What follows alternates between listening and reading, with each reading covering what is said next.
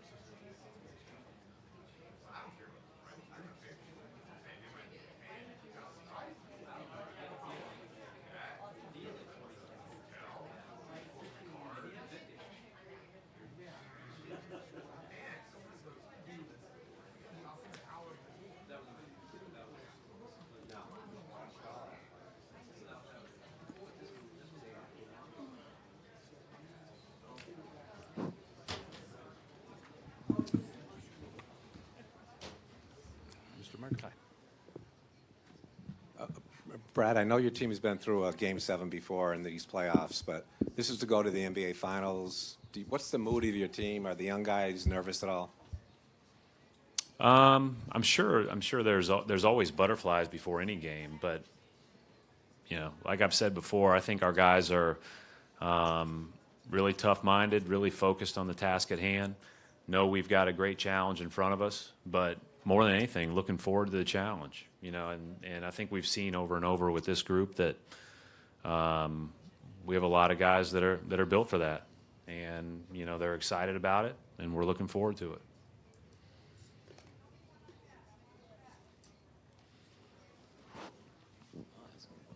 Steve Ashburn, NBA.com. Maybe it's hokey, but over the course of a long season, or even now at a Game 7, does the tradition or the legacy or anything about this place and this franchise become part of your team? Right when you get here, when you get drafted here, traded here, or sign as a free agent, you feel it. And that is, and I think it more than anything, even when we were not quite as good earlier on, since when I got here, you still, everyone feels the responsibility to give it your all and to be part of a team. And I think that's part of playing in Boston, and I think it's part of playing underneath those banners as a Celtic. Ty said this morning that he was going to go with Jeff instead of Kevin. Are you changing your lineup? And if you don't want to discuss that, how are they different with Jeff in there? Yeah, no, we're not changing. Jeff is a guy that I think you all know brings a great deal of versatility to the game. And so without Kevin, they switch a lot more. They do what we call scram a lot more, where they switch and then kick a small out of the post. Their defense is much more, I guess, unpredictable in a lot of ways. And that is, I thought that they did a good job of that, especially when Kevin initially went out. And so, I think it gives them another long, versatile athlete on the defensive end of the floor. And then Jeff played great offense 2 straight games. He's we know here he was one of our best players on that first team that I talked about. And he's a guy that can score, and he's a guy that can score on the block or facing the goal, and he's a good player. Coach John Schumann, NBA.com. As this series has gone on, has there been more or less game plan discussion with your team sort of between games, or has it been consistent, like it's always focused on the game plan than it is about sort of intangibles and stuff like that? We just focus on what we need to do to play well. So very game plan specific every night, every day, every video session, every walkthrough, every shoot around. And it gets enhanced in the playoffs. There's no question about it. But we stay pretty consistent with that throughout the whole season. So it's a routine that our whole group is used to.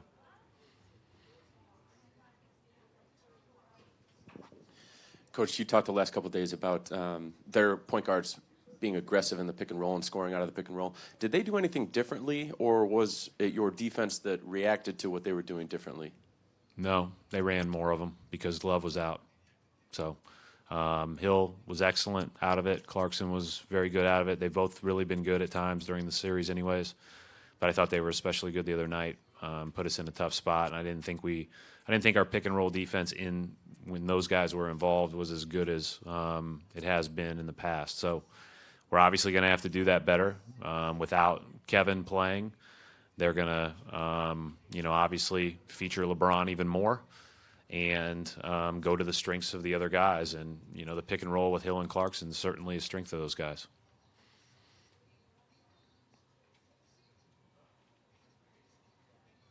Thanks.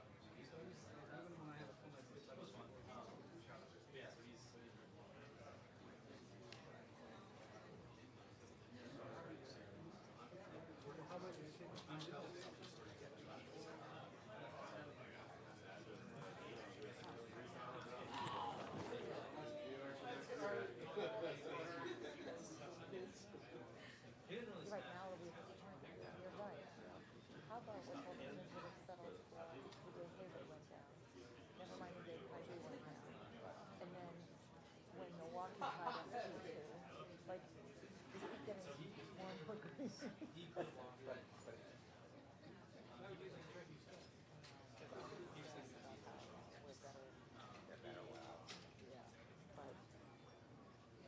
I don't know.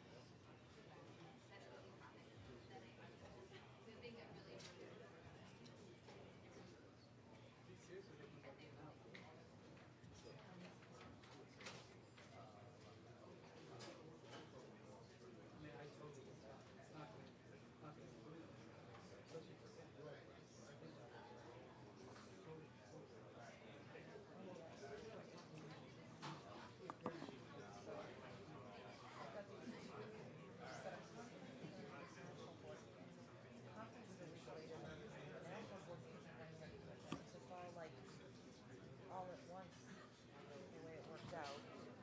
We only have so many days left. So this week is 4 days. So I gotta do all this stuff that I can't do in a week. So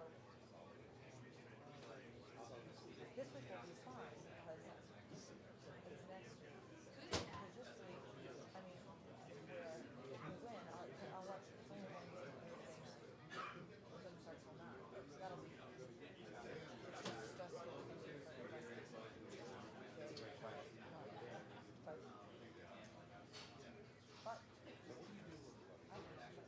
have no idea. Mostly I'm learning more about this. But yes, I also know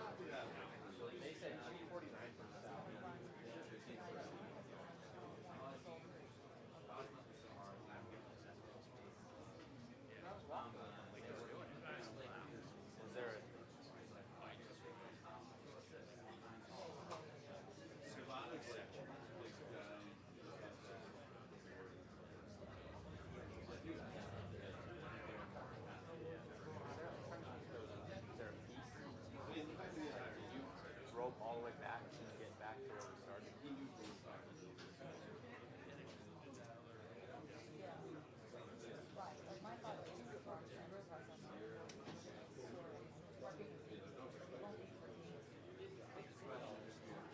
Well, he might, he took you out. Oh, okay. So they're counting, like they're counting like they added one.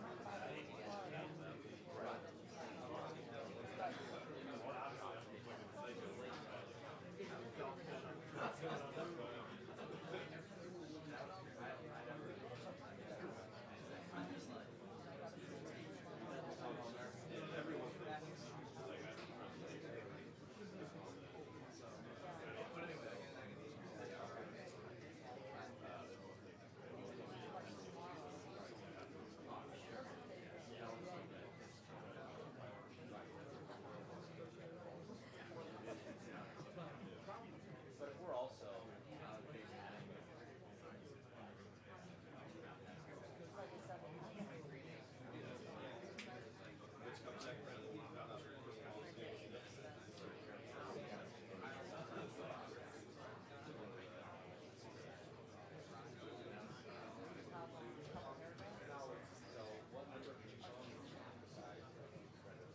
Oh, but it's still long to be.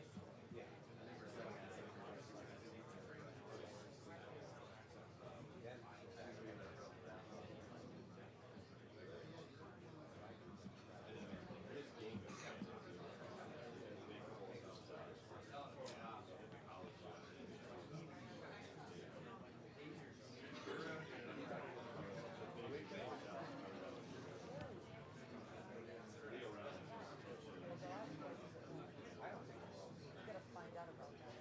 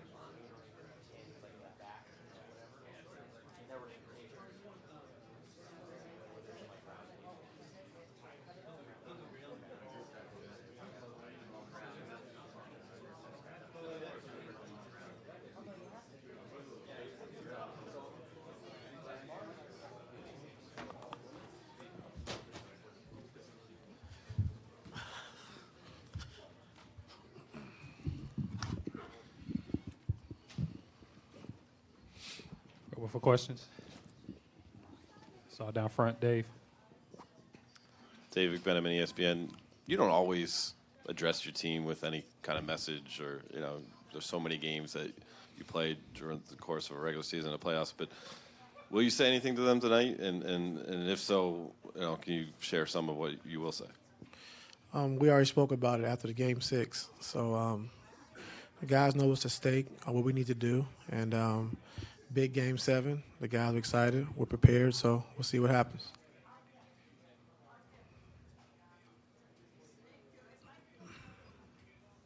Left side. Hi, Ty. Do you draw on any of your past big game experiences going into tonight? I mean, well, our team is different, but, same thing, just got to execute. We know the blueprint of what we want to do offensively and defensively. The two biggest things is taking care of the basketball and getting back in transition. So nothing too complicated. Jason. When we talked to you in Vegas last summer, you were really excited about the Jeff Green signing and thought he could be a really big piece. But did you ever envision he would be starting in Game 7 of the conference finals for you? You never know. It's a long season, a lot of injuries, a lot of things happen, different trades and things like that. So throughout the course of the season, you just got to stay the course. And I think this team has done a good job of doing that. And now we're in a position where, Jeff's been big for us, on and off all season. So now Eastern Conference Finals Game 7, he'll be starting. So he's excited for the opportunity, as well as everyone else is. So let's do it. Front row, Joe.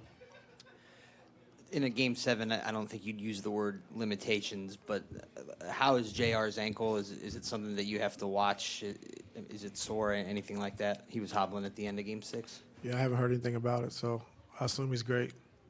And then Brad said he was going to stick with his same starters, which I guess means Baines is going to go. So you guys are smaller. What advantages and challenges does that represent?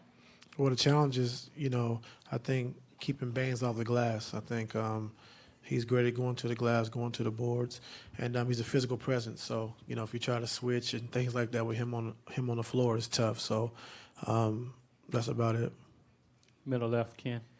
Ken Berger from Bleacher Report. Ty, I know Doc Rivers was a mentor of yours, and he wouldn't say this before a big game like this, but afterward he would say, like, he knew in the first few minutes what kind of night it was going to be based on, what kind of energy his team had, what kind of force was there early.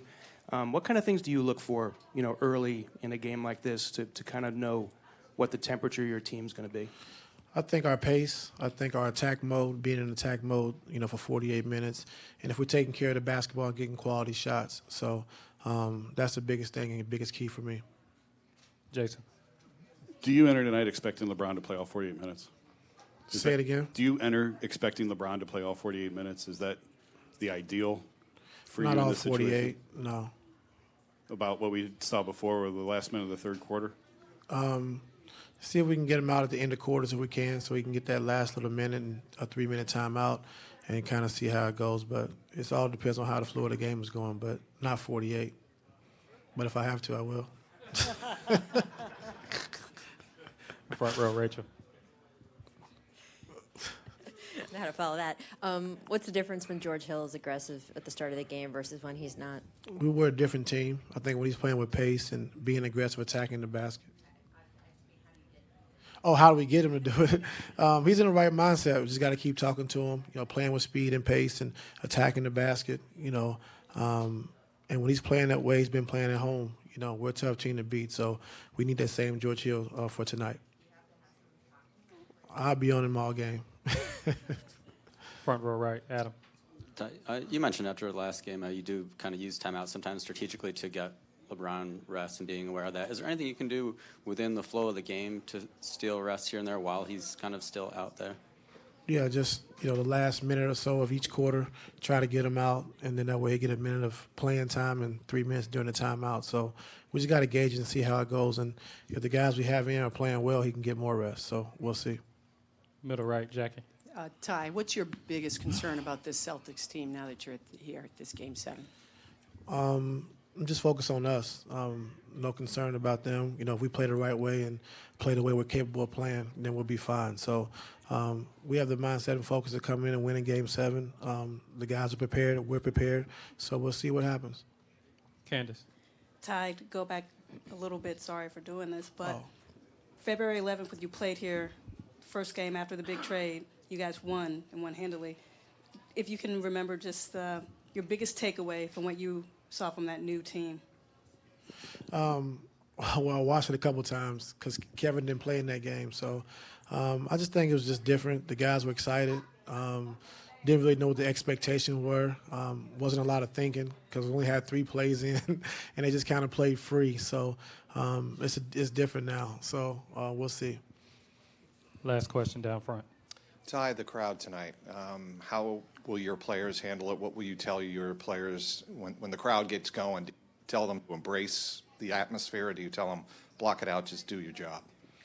The crowd's going to be electric tonight. We know that, but we got to do a good job just taking the crowd out. I think if we take care of the basketball, have great shot selection, and then get back in transition and take away their easy baskets, I think we'll be fine. So you guys got to do a good job, especially to start the game, of just taking care of the basketball, taking good shots. That's going to wrap it up for Coach.